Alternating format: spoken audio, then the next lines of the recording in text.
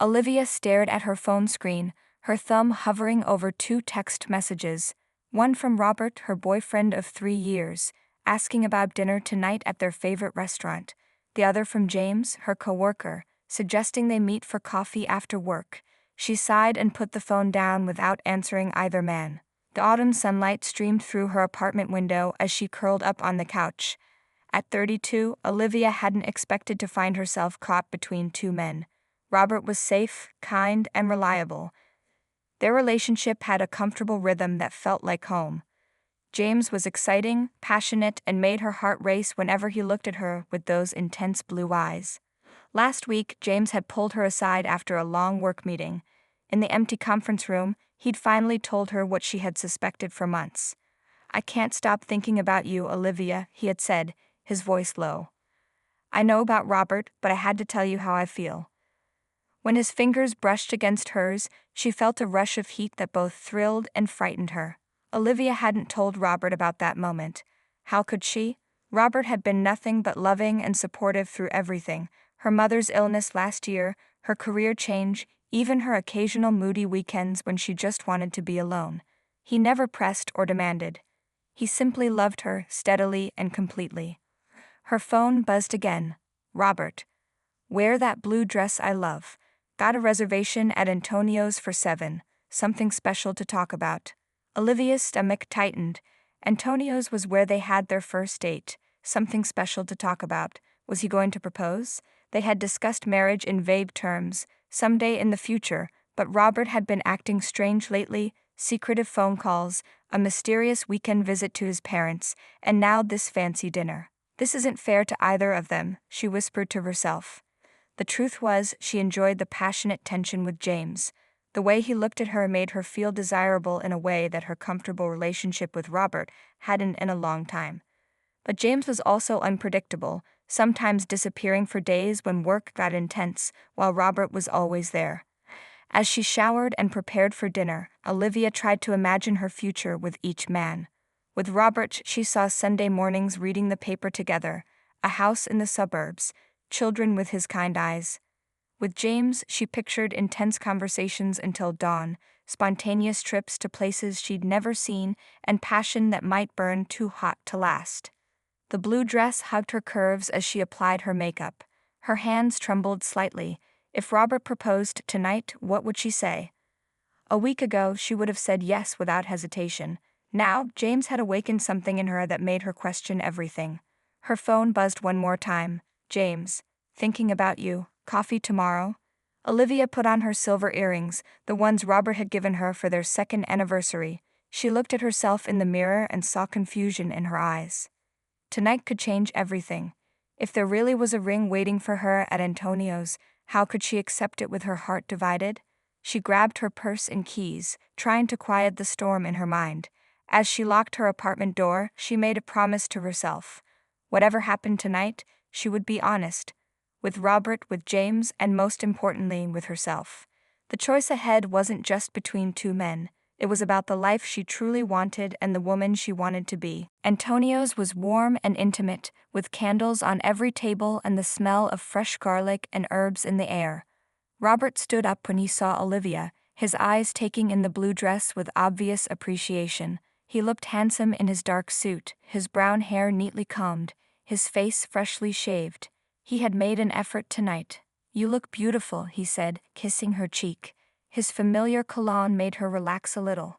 This was Robert, her Robert, the man who knew exactly how she liked her coffee and who always warmed her cold feet at night without complaining.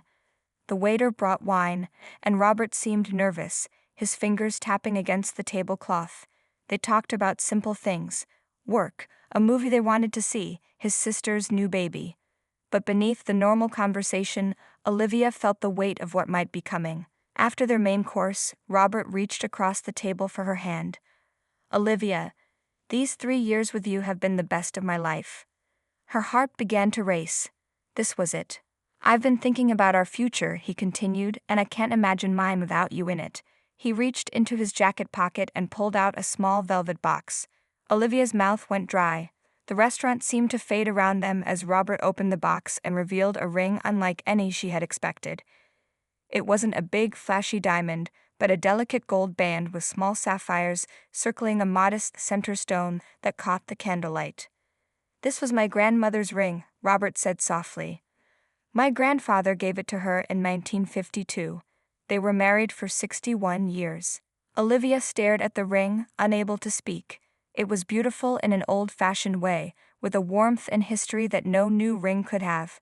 "In my family, this ring is special," Robert explained, his voice steady despite the tension in his shoulders.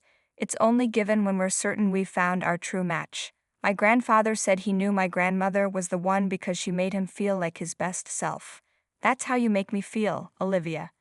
She looked up from the ring to his hopeful face. James flashed in her mind for a moment, his teasing smile, the excitement he brought to her days. But Robert was here, offering her not just any ring, but a piece of his family's history. The weight of that trust wasn't lost on her. I don't know what to say," she whispered truthfully.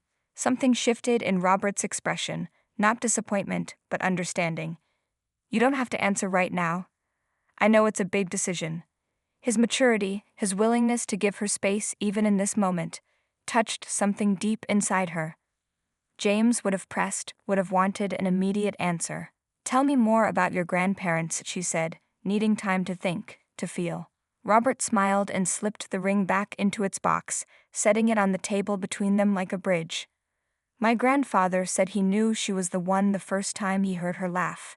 They met at a dance hall after the war. She was engaged to someone else at the time."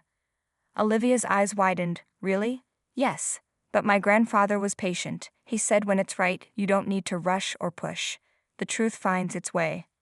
The irony wasn't lost on her. Here she was caught between two men, and the proposal that should have forced her hand was instead giving her permission to find her truth. As they shared dessert, the ring box sat on the table, neither pushed forward nor taken away. By the time Robert drove her home, Olivia hadn't given her answer, but she had given herself permission to truly consider the choice before her. The vintage ring, with its history of patience and certainty, had unexpectedly given her exactly what she needed. Time, to be sure. The next morning, Olivia met James at a small coffee shop 2 blocks from their office. She arrived early, ordering a latte and choosing a table by the window. Her fingers kept touching her empty ring finger, remembering the weight of Robert's family ring when she had tried it on briefly before returning it to its box. James walked in 10 minutes late, his dark hair slightly messy as if he had been running his hands through it. His smile when he spotted her made her stomach flip in that now familiar way. "Sorry I'm late," he said, dropping into the seat across from her. "Traffic was terrible." Olivia nodded, suddenly unsure how to begin. How could she tell them about last night? About the proposal that hung in the air between her and Robert? James studied her face. "What's wrong? You look like you didn't sleep." "Robert proposed to me last night," she said, the words tumbling out before she could find a gentler way to say it. James went still. The noise of the coffee shop seemed to grow louder in the silence between them. "What did you say?" he finally asked, his voice carefully neutral. I didn't give him an answer yet. She wrapped her hands around her coffee cup, seeking its warmth. "He gave me time to think about it." James let out a slow breath. "That sounds like Robert. Always the perfect gentleman." There was no bitterness in his tone, just a quiet acknowledgement. "I needed to see you," Olivia continued. "Before I make any decision, I needed to be honest with you about what's happening." James reached across the table and took her hand. His touch was warm, electric. "Run away with me," he said suddenly. Olivia blinked. "What?" "I've been offered a job in Paris. The international office wants me to head up their new marketing division. I was going to tell you today." His eyes were bright with excitement. "Come with me. We could start fresh, just the two of us. No history, no expectations. Paris, with James." The idea was both thrilling and terrifying. "When would you leave?" she asked. 3 weeks, he said. "It's fast, I know, but sometimes you have to take a chance." Olivia tried to imagine it, leaving her job, her friends, her life here. Leaving Robert. All for a relationship that had yet to truly begin. "What would I do there?" she asked. "For work, I mean." James hesitated, and in that pause, Olivia saw something she hadn't noticed before. He hadn't thought about her career, her needs. "You'd find something," he said finally. "You're talented. Or you could take some time off, explore the city. We'd figure it out. We'd figure it out. The words hung in the air between them, revealing the difference between passion and partnership. Robert would have had a plan, would have considered her career as important as his. The ring he gave me was his grandmother's, she said suddenly. It's been in his family for generations. They only give it to the person they believe is their true match. James' expression softened. That's beautiful, Olivia. And very Robert. He squeezed her hand. But is that what you want? A safe, planned-out life? Or do you want something more exciting, more passionate? The question wasn't fair, she realized. It suggested she couldn't have both, that security and passion were mutually exclusive. Yet the look in James's eyes as he waited for her answer made her wonder if he was right. I need more time, she said finally. This is all happening so fast. James nodded, but she could see disappointment in his eyes. He had wanted her to choose him immediately, to be swept away by the romance of his offer. And part of her had wanted that too, to be the kind of woman who would throw caution to the wind for love.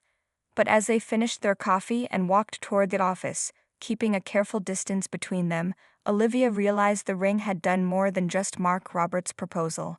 It had given her a glimpse of what a real commitment looked like, thoughtful, patient, and rooted in history.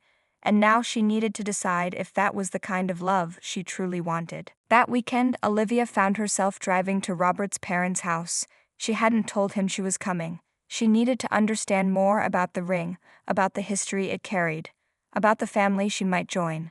The two-story brick house looked warm and inviting, with flower boxes under the windows and a swing on the front porch. Robert's mother, Linda, opened the door with surprise that quickly turned to pleasure. Olivia, what a lovely surprise. Come in, come in. The older woman hugged her and led her into a kitchen that smelled of cinnamon and apples. I just took a pie out of the oven. Perfect timing. They sat at the kitchen table with steaming mugs of tea and slices of pie. Olivia's hands shook slightly as she set down her fork. Robert asked me to marry him, she said quietly. Linda's face lit up. He told me he was planning to. Did he give you his grandmother's ring? Olivia nodded. It's beautiful.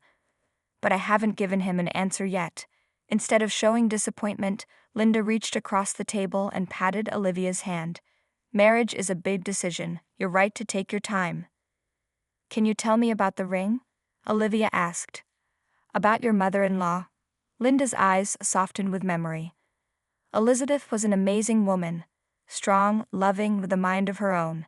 She and my father-in-law, Thomas, had a love story worth telling. Over the next hour, as the pie disappeared and more tea was poured, Linda shared stories about the ring's journey. How Thomas had saved for years to buy it for Elizabeth, choosing sapphires because they matched her eyes. How Elizabeth had worn it through 50 years of marriage, through raising 4 children, through Thomas's illness in their later years. The day before Thomas died, Linda said, her voice gentle with memory, he took the ring from Elizabeth's finger and had it polished. He wanted it to shine for her, even when he was gone. That's the kind of man he was, thinking of her beauty even at the end. Olivia felt tears pressing behind her eyes. And Robert's grandfather gave it to him, for me? Linda nodded. Elizabeth gave it to Robert 5 years ago, before she passed. She told him to wait until he found someone who made him feel the way Thomas made her feel. Like home was wherever they were together. Home. The word echoed in Olivia's mind. She'd always thought of home as a place, but hearing the story, she understood it could be a person too. What if I'm not the right person? Olivia whispered. What if I can't live up to that kind of love? Linda smiled. Nobody is perfect, dear. Elizabeth and Thomas fought sometimes. They disagreed, but they always chose each other, every day. That's what the ring really means. It's not about perfect love. It's about the choice to keep loving, even when it's hard. That night, as Olivia drove home under a sky full of stars, she thought about choices. About James and his offer of Paris, of passion and adventure. About Robert and the steady, quiet love he offered. About the ring that had witnessed decades of a marriage that had endured because 2 people had chosen each other, day after day. Back in her apartment, she dreamed of 2 paths stretching before her. One bright and exciting but fading into fog. The other clear and sure, reaching toward a horizon she could almost see. In her dream, she slipped the ring onto her finger, and it fit like it had been made for her hand alone. She woke at dawn, her mind clearer than it had been in days. The choice wasn't just about which man to pick. It was about the kind of life she wanted, the kind of love she believed in. The ring wasn't just jewelry, it was a promise that had already been kept once, by people who understood what forever meant. Olivia arranged to meet James at the park on Monday afternoon. She had texted Robert too, asking to see him that evening. Today was the day she would make her choice final. The park was busy with mothers pushing strollers and office workers taking late lunches on benches. James was waiting for her by the fountain, handsome in his work suit with his tie loosened at the neck. "Hey," he said, standing as she approached. His smile didn't quite reach his eyes. Something in her text must have warned him what was coming. They walked along the path lined with tall trees, their steps slow and measured. For a while, neither spoke. Then Olivia stopped near a wooden bench. "I can't go to Paris with you," she said softly. James nodded as if he had been expecting this. "Because of Robert?" "Because of me," she said. "I realized something these past few days. When I imagine my future, I see something solid, something built to last. What we have, it's exciting, James. The way you make me feel is amazing. But it's not enough," he finished for her. "Not enough to build a life on." She touched his arm gently. "I would always wonder if we only worked because of the thrill, the newness, and one day that fades." James looked away, watching a young couple pushing a child on a swing. "I think we could have been great together," he said. "But maybe you're right. Maybe what I feel for you is more about the chase than the catch." His honesty surprised her. "You'll be amazing in Paris," she said, "and you'll find someone who wants the same things you do." He turned to her then, his eyes serious. "Can I kiss you goodbye? Just once, to know what it would have been like." Olivia hesitated, then nodded. James leaned down, his lips meeting hers in a kiss that was both sweet and sad. There was desire there, the spark she had felt from the beginning. But as they pulled apart, she knew with certainty that while the kiss was good, it wasn't home. "Goodbye, James," she whispered. "Au revoir, Olivia," he replied with a sad smile. "Be happy." She watched him walk away, feeling not heartbreak but the gentle closing of a door that had never fully opened. That evening, Robert came to her apartment carrying takeout from her favorite Thai restaurant. His face was carefully neutral, prepared for either outcome. They ate at her small kitchen table, talking easily about everyday things. When they finished, Olivia took his hand and led him to the couch. "I visited your mother this weekend," she said. Surprise crossed his face. "You did?" "She didn't mention it when I called her. I asked her not to. I wanted to learn about the ring, about your grandparents." Robert's expression softened. They had something special. "Your mother said they chose each other every day," Olivia said. "That's what marriage is, isn't it? Not just the big moment of saying yes, but all the small moments of choosing each other over and over." Robert's eyes never left her face. "That's what I believe." Olivia reached into her pocket and pulled out a small object wrapped in tissue paper. She unwrapped it carefully to reveal a delicate gold band, not the proposal ring, but something else. "This was my grandmother's," she explained. "She gave it to me before she died, told me to save it for the right moment. I think this is it." She placed the band in Robert's palm. "I want to choose you, Robert, today and tomorrow and all the days after, not because it's safe or easy, but because what we have is real. It's built on friendship and respect and knowing each other completely." Robert's eyes glistened as he looked at the small gold band. "Are you saying yes?" Olivia smiled. "I'm saying more than yes. I'm saying I understand what you're offering me with that ring, and I'm offering you the same thing back, a promise that doesn't end, a love that chooses to stay." Robert pulled the proposal ring from his pocket. He had been carrying it with him, hoping. This time, when he slipped it onto her finger, they both knew it was where it belonged. "It fits perfectly," she whispered. "Like us," he said simply, and kissed her with a tenderness that felt like coming home. The next 6 months flew by in a whirlwind of wedding plans, work deadlines, and the everyday business of building a life together. Olivia and Robert decided on a small ceremony in his parents' backyard, with only close family and friends.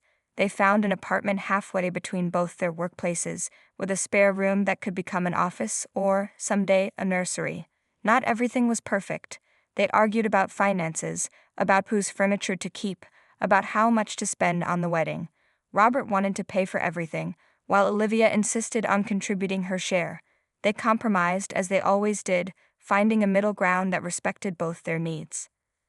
Through it all, Olivia found herself unconsciously twisting the ring on her finger whenever she felt stressed or worried.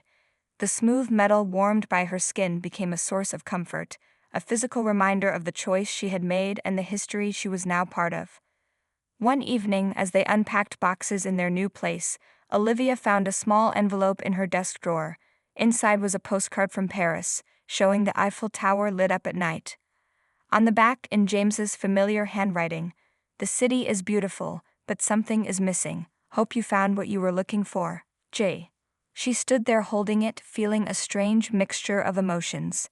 No regret, but a kind of wistfulness for the path not taken, the adventure not experienced. Robert came into the room and saw her expression. "Everything okay?" he asked quietly. She showed him the postcard without hesitation. "From James. He's in Paris now."